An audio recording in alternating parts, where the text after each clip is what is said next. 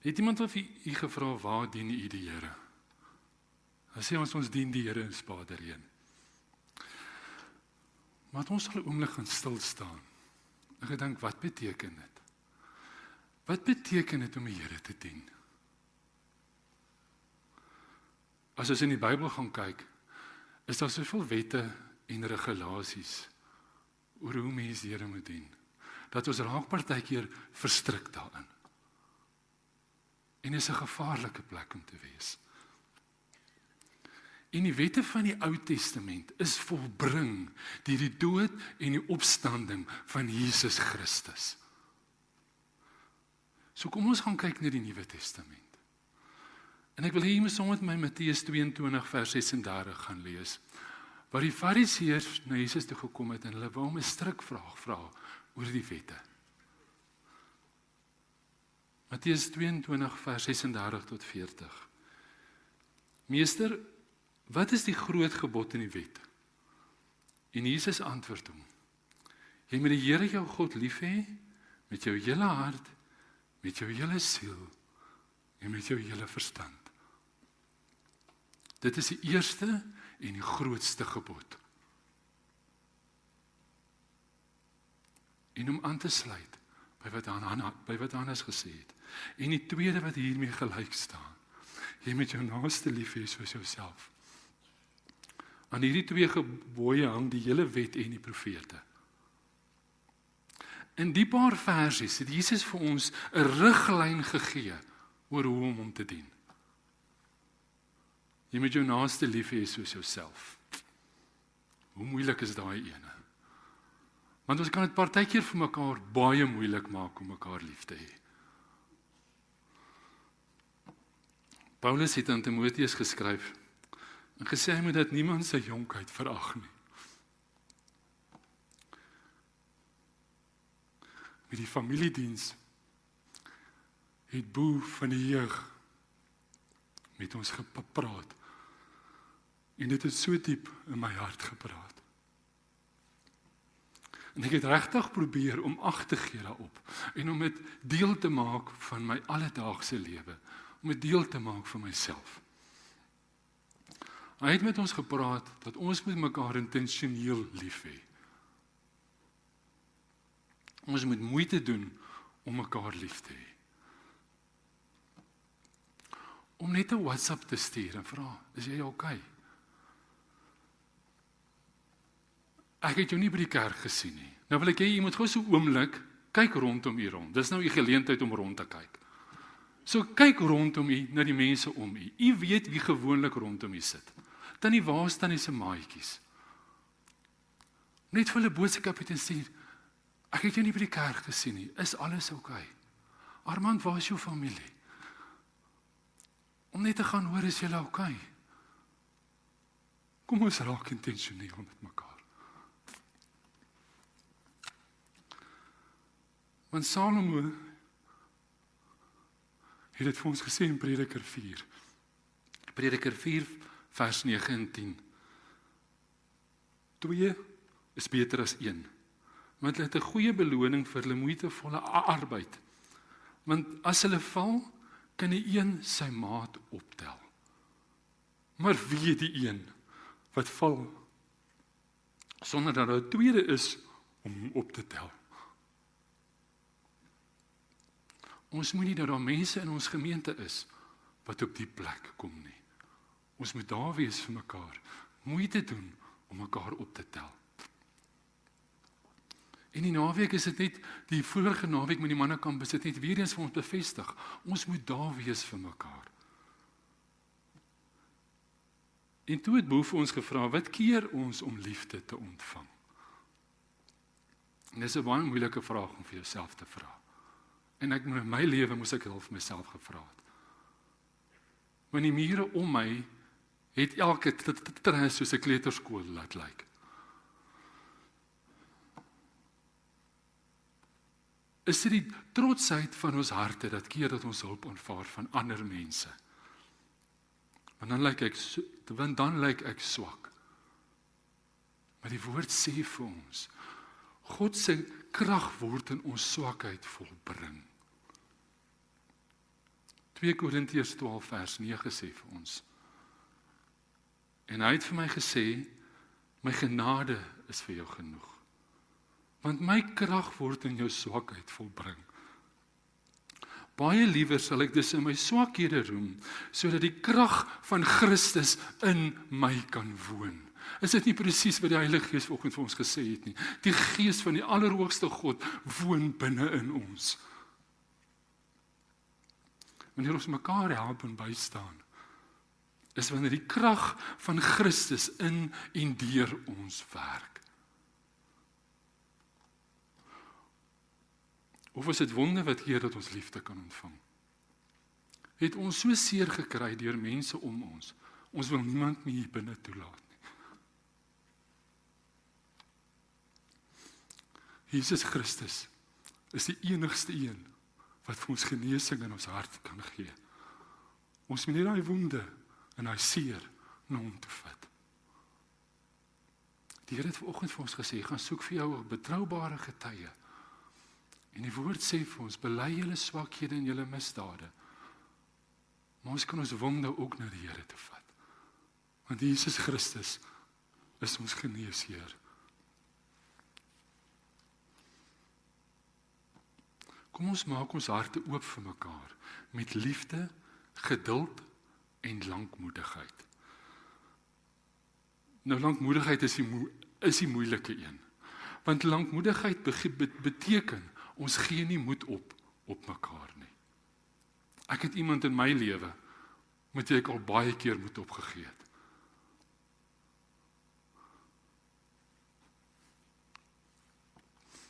Hy sê, die Here vir my nie, Henry, begin weer te bid.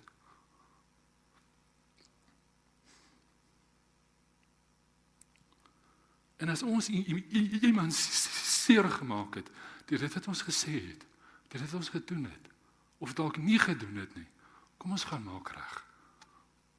Kom ons gaan herstel die brûe wat ons gebrand het in ons lewens. Dan kom ons by die eerste gebod, die belangrike een. Jy moet die Here, jou God lief hê, met jou hele hart, met jou hele siel, en met jou hele verstand. Met jou hele hart, jou gees, met jou hele siel, en met jou hele verstand. Dis gees, siel en liggaam. Nou die vyand ken ook die resep. Hy ken dit baie goed. Want dit is presies die taktiek wat hy gebruik het, toe hy vir Jesus versoek het. En ons sien dit in Matteus 4, vanaf vers 1 tot 11. Dis hier waar Jesus 40 dae gevas het. En ek weet nie of u al 40 dae gevas het nie, maar mens raak nogal honger. Vers 1. Toe is Jesus deur die Gees weggelei die woestyn in, om te versoek te word deur die duiwel. En nadat hy 40 dae en 40 nagte gevas het, het hy naderhand honger geword. Ek word gewoonlik so na die eerste paar uur word ek al honger. En die versoeker het na hom gekom en gesê, as u die seun van God is, sê dat hierdie klippe brode word. Maar hy antwoord en sê, daar is geskrywe, mens sal nie van brood alleen lewe nie, maar van elke woord wat deur die mond van God uitgaan. Toe neem die duiwel hom saam na die heilige stad en laat hom op die dak van die tempel staan. En sê vir hom, as u die seun van God is, werp jouself af. Want daar staan geskrywe, hy sal sy engele bevel gee aangaande een, hulle sal u op die hande dra, sodat u nie miskien u voet teen 'n klip stamp nie. Jesus sê vir hom, daar is ook geskrywe, jy mag die Here jou God nie versoek nie. Weer neem die duiwel hom saam na 'n baie hoë berg en wys hom al die koninkryke van die wêreld en hulle heerlikheid. En sê vir hom, al hierdie dinge sal ek aan u gee as u neerval en my aanbid. Toe sê Jesus vir hom, gaan weg Satan. Want daar is geskrywe, die Here jou God moet jy aanbid en hom alleen dien. Daarna het die duiwel hom laat staan en daar het engele gekom en hom gedien. Die duiwel het eers met die versoeking van die liggaam na Jesus toe gekom. Hy het geweet, Jesus is honger. As u die seun van God is, sê dat hierdie klippe brode word. Ons besef nie hoe slinks kan die duiwel wees nie. Want wat so erg as Jesus klippe en brode verander? Dan kan hy ten minste eet. Behalwe vir die kwartels en die manna, wat God vir die Israeliete voorsien het Jesus nooit kos laat verskyn nie. Hy het dit altyd vermeerder, of het nie laat opraak nie. Hy het die kraaie gestuur vir Elia. Hy het die weduwee se olie en meel nie laat opraak nie. En die 2 visies en die paar broodjies wat ons bring, vermeerder die Here. Dit was altyd vir ander mense. Hy het dit nooit vir homself gedoen nie. Die duiwel wou gehad het, Jesus moes sy autoriteit en sy krag gebruik vir sy eie gemak. Om klippe brode te maak om sy eie honger te stil. Wanneer verloor ons respek vir 'n leier? Wanneer hulle die autoriteit wat hulle ontvang het, gebruik vir hulle eie gewin. Ons het die afgelope paar maande in die internasionale nuus gesien waar leiers van die wêreld hulle autoriteit, hulle mag gebruik het vir hulle eie plesier en hulle eie welis. Het u respek vir enigeen van daai mense oor? As ons aan ons eie leiers in ons land dink, maar dit beteken nie, ons moet nie vir hulle bid nie. Die Here wys dit vir ons, sodat ons juis vir hulle kan bid. Die duiwel wou Jesus se autoriteit steel, deur dit op so 'n manier af te breek. Jesus het vir hom geantwoord, dat die lewe gaan nie net oor brood nie, dit gaan nie net oor ons eie gemak nie, maar dit gaan oor verhouding met die Vader, om sy stem te hoor en sy wil te doen. Toe kom die duiwel na Jesus toe op sielsvlak. En hy sê, hy sal sy engele bevel gee aangaande u en hulle sal u op die hande dra, sodat u nie miskien u voet teen 'n klip stamp nie. En Jesus antwoord hom, daar is ook geskrywe, jy mag die Here jou God nie versoek nie. Al ons aksies het konsekwensies, of dit goed en of dit sleg is. Alles wat ons doen, het gevolge. As 'n Christen, as 'n nie-Christen van 'n gebou afspring, van 'n hoë gebou, gaan hom doodval. Want dis die konsekwensie daarvan is die dood. God is regverdig. As 'n Christen van 'n gebou afspring, gaan hom doodval.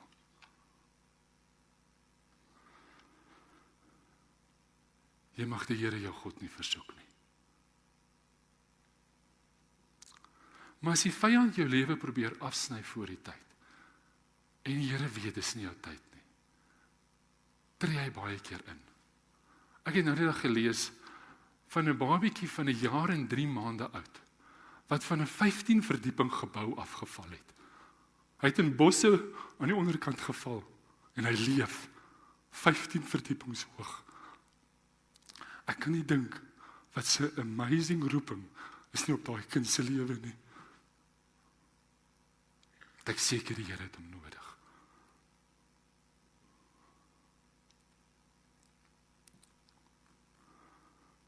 As daar goed in ons lewens gebeur wat 'n konsekwensie is van ons aksies, kan ons nie die Here blameer nie. Ek wil vir ons weer sê, as daar goed in ons lewe gebeur wat 'n konsekwensie is van ons aksies, kan ons nie die Here blameer nie. Laastens het die duiwel na Jesus toe gekom op 'n geesvlak. Weer neem die duiwel hom na die hoë berg en wys hom al die koninkryke van die wêreld en hulle heerlikheid. En sê vir hom, al hierdie dinge sal ek aan u gee, as u neerval en my aanbid. In Psalm 24 het Dawid vir ons geskryf, die aarde behoort aan die Here en die volheid daarvan. Die wêreld en die wat daarin woon. So die duiwel probeer Jesus se geestelike erfenis steel, deur vir hom iets aan te bied, wat in die eerste plek nie eens aan die duiwel behoort nie. Dis om 'n transaksie te doen, jy het niks om te gee nie.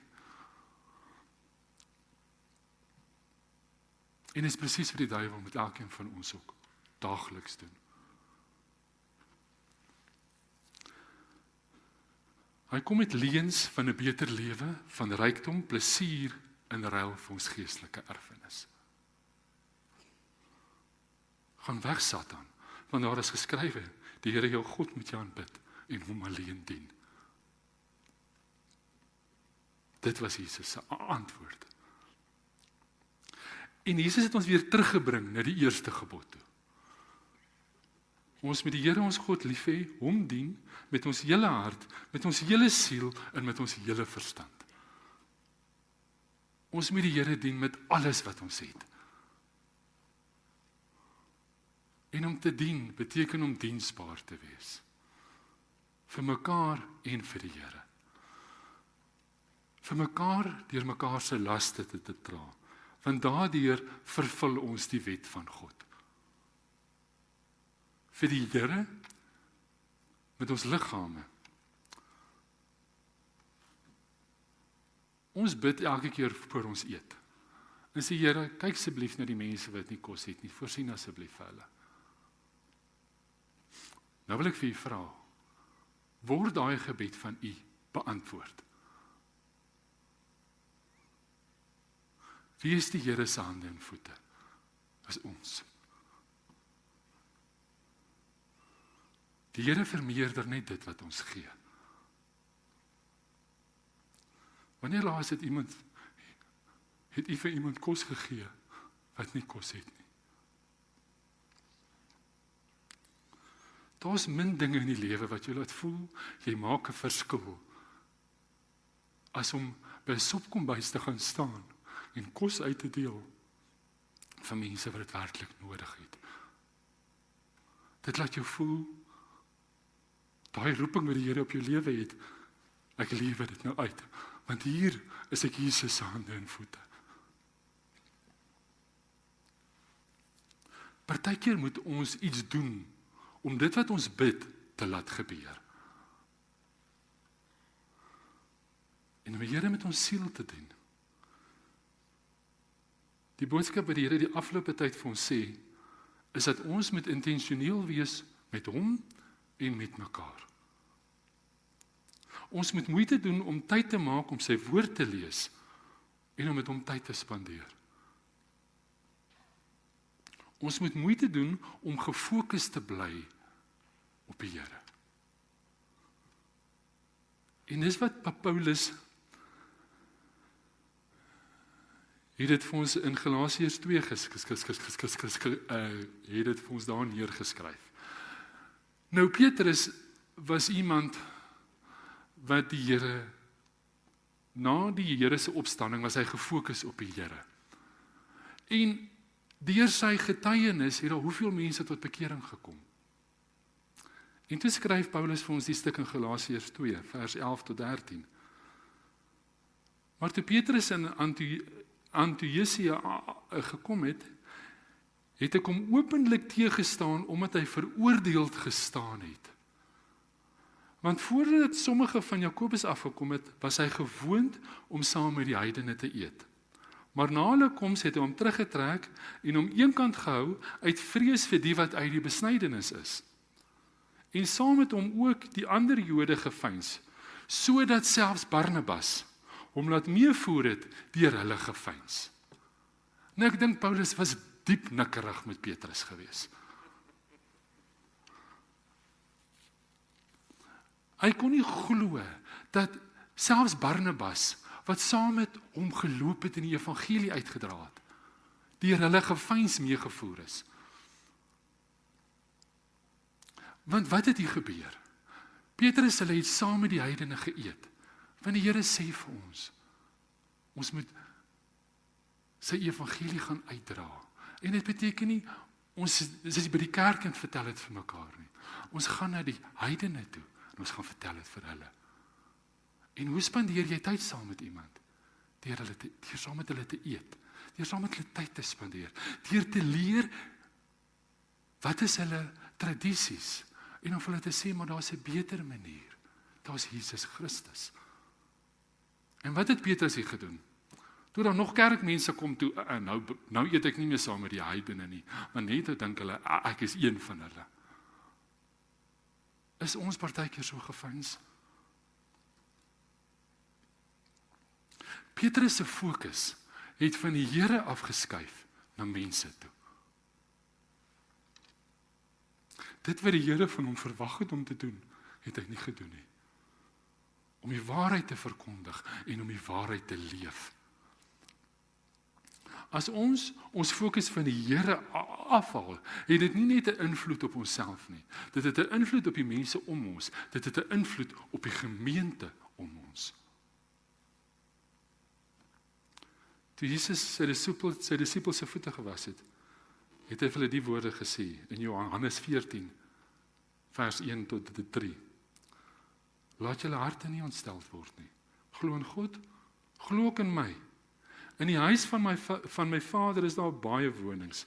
As dit nie so was nie, sou ek het vir julle gesê het, ek gaan om vir julle plek voor te berei. En as ek gegaan het, en vir julle plek berei het, kom ek weer en ek sal julle na my toe neem, sodat julle ook kan weet waar ek is. Is dit nie iets om op te fokus nie? Is dit nie ons eindbestemming nie? Om by die Here te wees. Dis 'n begeerte wat die Here in ons ingebou het. Binne ons harte ingeweef het. Dien die Here met ons gees. Hoe baie keer praat die Here met ons, en sê neem die persoon langs jou se hand. Dink jy nie, Here, wat gaan die ou van my dink? Of die Here sê net vir daai persoon, ek is lief vir hom. Dink ek, Here, maar hy weet dit, hoekom moet ek dit vir hom sê? Dis om na daai stem in ons harte te luister. As die Here vir jou sê, gee dit vir iemand, om gehoorsaam te wees. Dis wat dit beteken om die Here in gees te dien. Om na daai stem in ons binne te luister.